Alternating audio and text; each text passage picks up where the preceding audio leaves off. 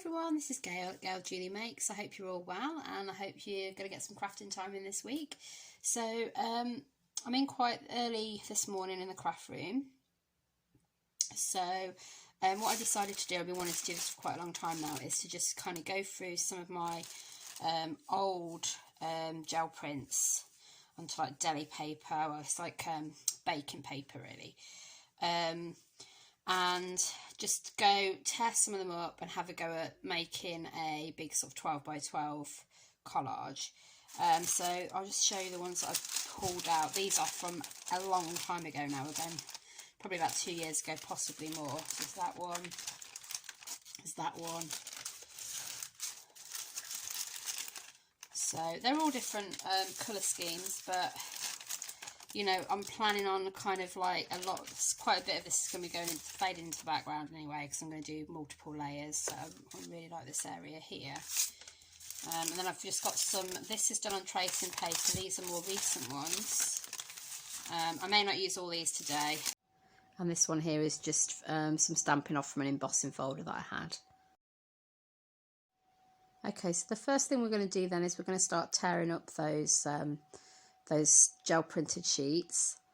And it's amazing, you know, you can go from like maybe not even liking your particular print to really liking it when you rip it up, which I think is great. Some of these I wouldn't want to use kind of like as complete pieces, but they look really nice torn up.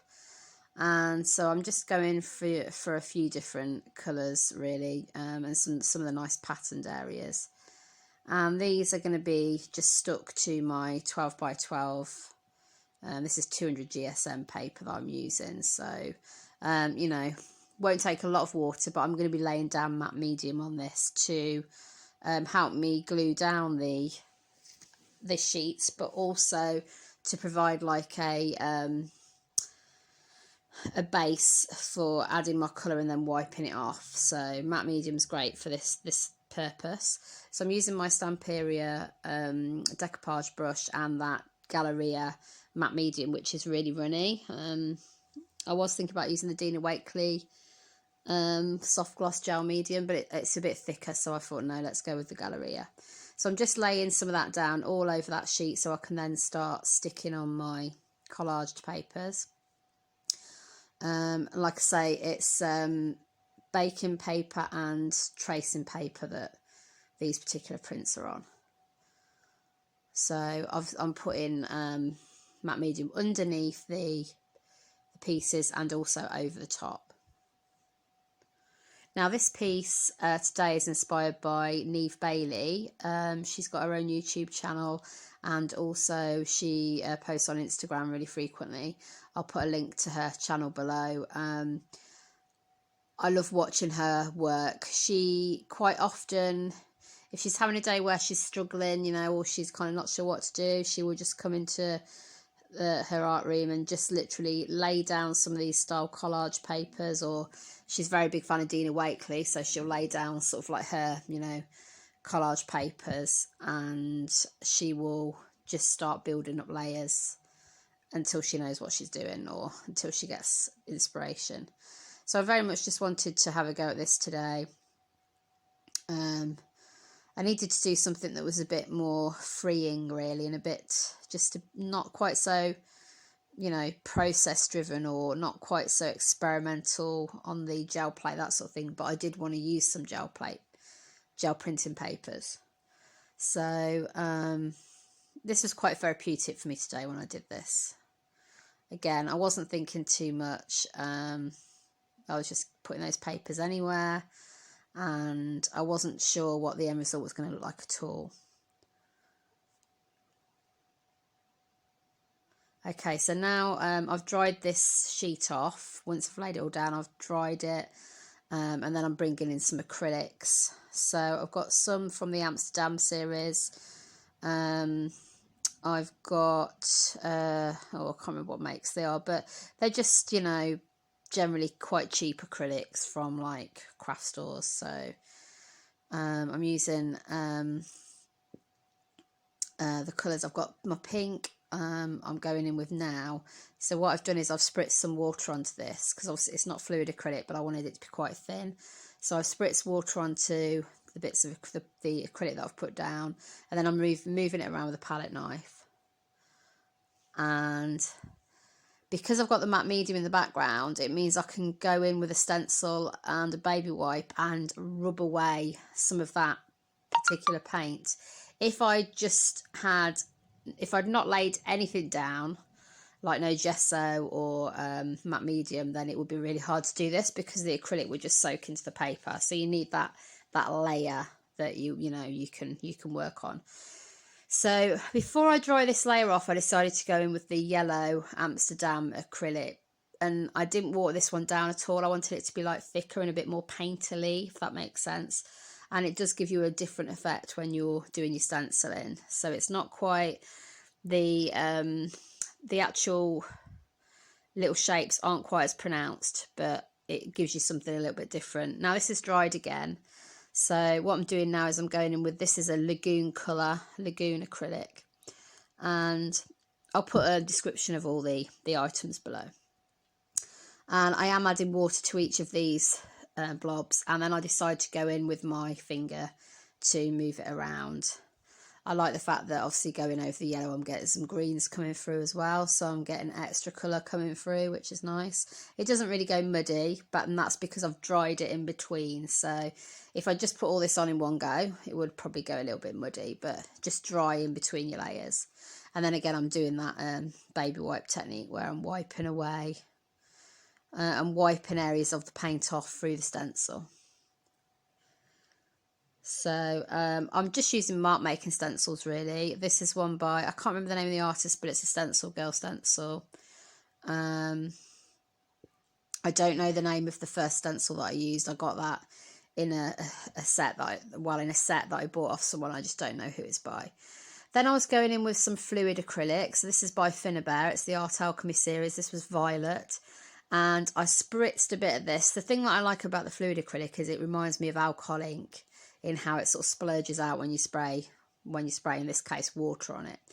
And I just love that look. It's so transparent when you lay it down. I really like that look. So you can sort of still see some of the patterns in the background. So I just spritzed that with a bit of water because I wasn't happy with sort of the level of, well, how runny it was basically. So, and then I was just deciding which stencil to go in with. Which one did I go for? Oh yeah, so this is like a layering stencil that I've got. Again, it's not a branded one. I just got this, online, but I think it works really well there. It's looking a bit busy at this stage, and I'm sure Niamh Baly would be proud because she likes to have busy backgrounds. And at this point I went a bit wrong. I went in with some Dina Wakley Buff to try and tone it down a little bit. And I shouldn't have added the water really. It just washed it out too much, and I wasn't really very pleased with the results. So in the end what I did was I just wiped it away.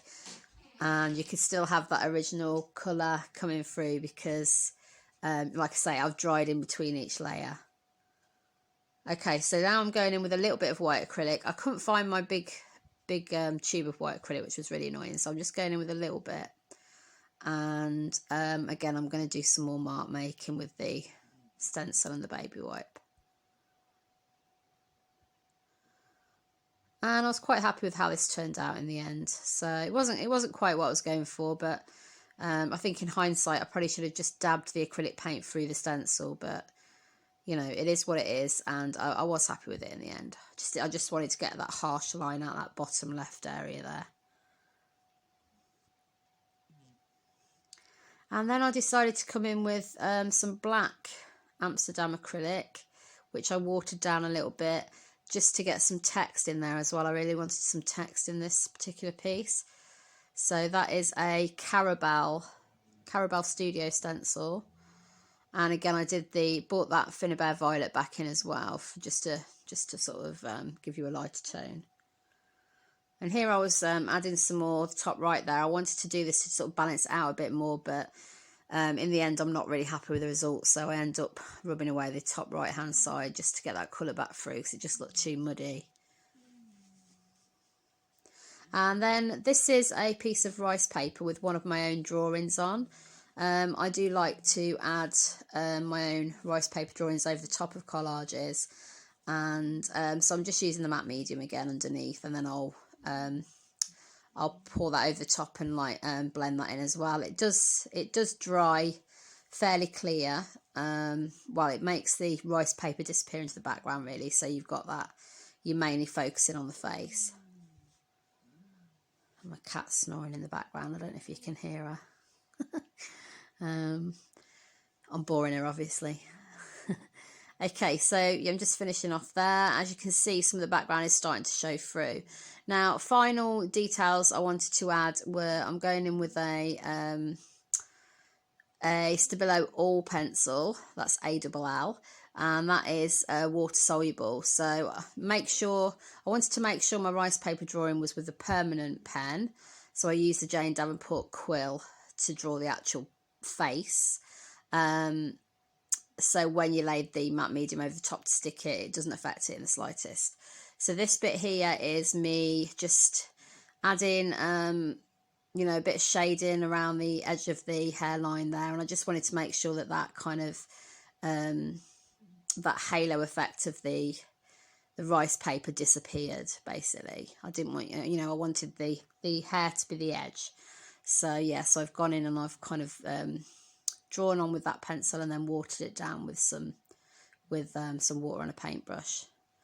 And so I'm just putting a bit more detail in the hair. I do like to use text in the hair as well, so there's me just doing some like systemic writing there. What you can't really understand what it says, you can't read it, but it's there. And then I'm just extending the text as well, just to make it flow nicely into that area. And then lastly, I'm going in with some bronze metallic acrylic. Now it didn't really work through the stencil as well. I think it's because it's a bit thicker. It just did not work with that stencil, so I had a bit of a go, but it didn't give me the effect that I wanted. So in the end I just used my fingers to move it around, and there's the final result. So I'm really pleased with this one. I will continue to do more in this series, and I hope you've enjoyed the tutorial. If you have, you can, oh, what am I doing here? Oh, I'm just adding a bit more water, that's it, sorry. Yeah, that's it. I kind of forgot what I did at this point. So I really enjoyed, you know, getting some more of my rice paper drawings in there. I will be doing more in that series. So if you have enjoyed this tutorial, if you click top left to my profile picture and then hit the bell and all notifications there, that will subscribe you to the channel. And bottom left, I will leave another video that I think you'll like as well. So I hope you have a go at this, and I hope you get some more crafting time real soon. Take care of yourselves, guys, and I'll see you in the next one. Bye for now.